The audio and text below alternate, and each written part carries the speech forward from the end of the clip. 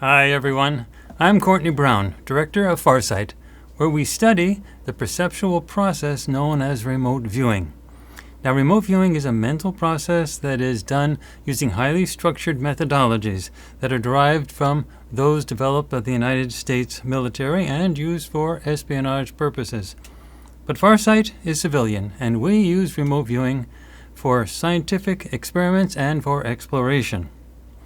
At Farsight, we have done a lot of public projects using remote viewing, and many of those projects address the subject of extraterrestrials of all sorts. Well, eventually we wanted to see if all of our skills with remote viewing changed us in such a way that we could have physical interactions with extraterrestrials, not just with remote viewing. So we went to the beach at a secret location at night, about 3 a.m. in July 2022. All alone we reached out, and we did indeed interact with extraterrestrials in a very big way. And you can watch that first direct interaction in our project, Close Encounters of the Farsight Kind, that you can find in full on farsightprime.com.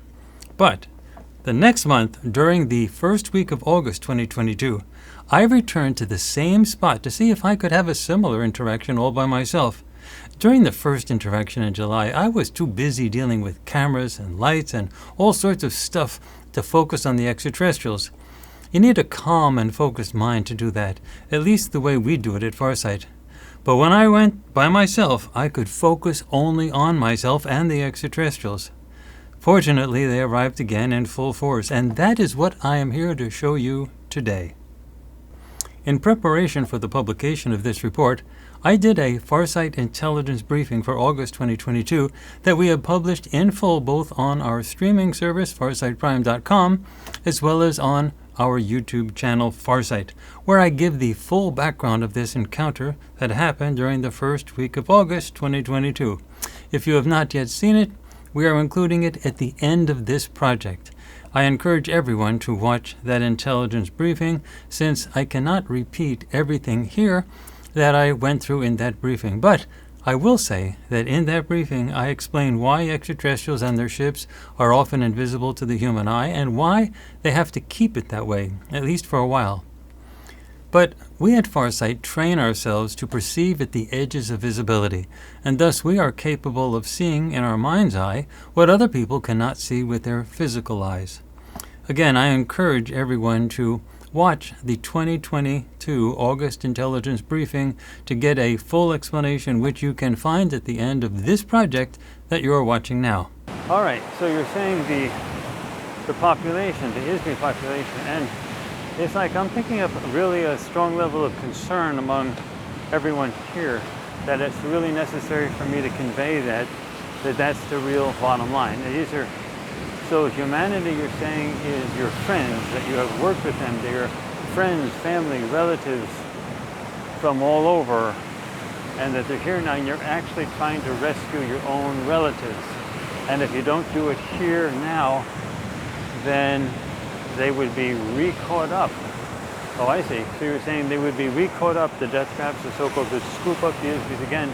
And so in order to rescue your own family, friends, relatives here, of which there are billions,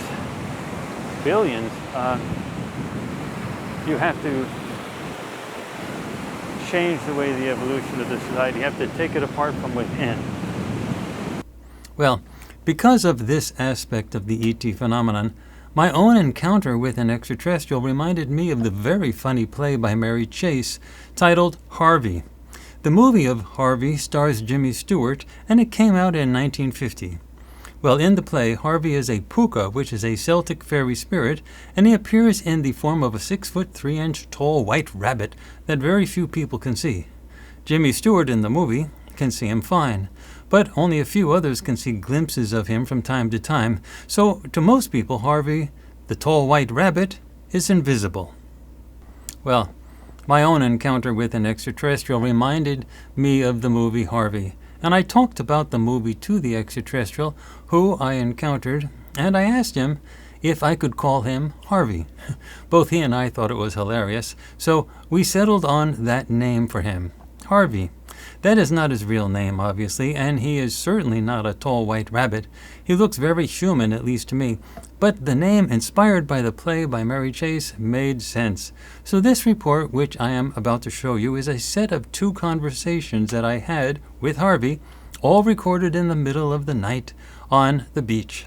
As it turns out, I was not alone at all, not by a long shot. This is the true story that I am going to show you, all recorded live on video. Now, this is the first of many conversations with Harvey that we have planned, so we are going to call this episode 1. Secondly, when watching this encounter while editing the video, I wondered if I looked a bit tuckered out. At times, it almost seemed like I am nearly stumbling.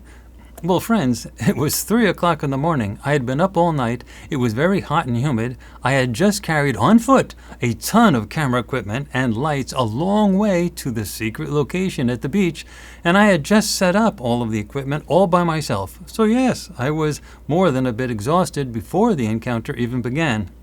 Nonetheless, all went well, tired or not. Now, it was interesting that one of the cameras was not aimed correctly, and Harvey told me to attend to that camera so that it could better be aimed and positioned. Now, upon going to the camera, I saw that he was totally correct, and I repositioned the camera.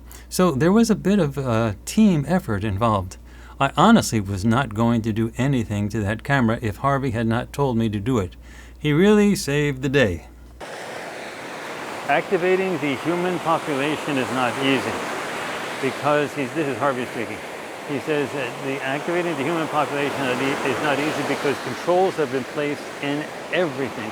And he said, try to imagine the complexity involved in setting up the death traps and the level of technology, the level of engineering, social engineering that went into this. Is millions of years in the making to establishment of a prison system like this. And that the worst thing, I think this is Harvey, you're saying, okay, the worst thing that anyone can do is to say, this is crazy. This is mindless stuff. He said that's all part of the prison planet system, to get the naysayers to dismiss it, to regard it as conspiracy theory. He says you have no idea what real conspiracies are like. Real conspiracies happen, and when a system like this is set up, all those actions of mainstream science, the containment of mainstream science, so that the relevant questions aren't even asked, that's all part of the plan. The ridiculing that happens when mainstream scientists talk about any of this stuff, even talk about the existence of telepathy. Harvey would be saying even the conversations that we're having now would be ridiculed by mainstream. So there were basically 2 interactions on 2 days. These interactions involved telepathic communication, and I am basically an interpreter for Harvey. It's a conversation where I put into words everything that Harvey tells me mentally. To be honest, it is sort of draining, and I can't do it for more than about 45 minutes before feeling drained and a bit numb. So each interaction is about 45 minutes, and there is a gap of 1 full day between the 2 interactions. The first interaction happened on a Tuesday, and the second interaction happened on Thursday, 2 days later. On Wednesday, I basically surfed all day and went to bed early. I had not fully recovered from the first interaction, and I needed a bit longer to rest. I also spent time during the week looking for the best location to have the interactions. I kept checking mentally with the folks I was intending to meet to see if each location was acceptable.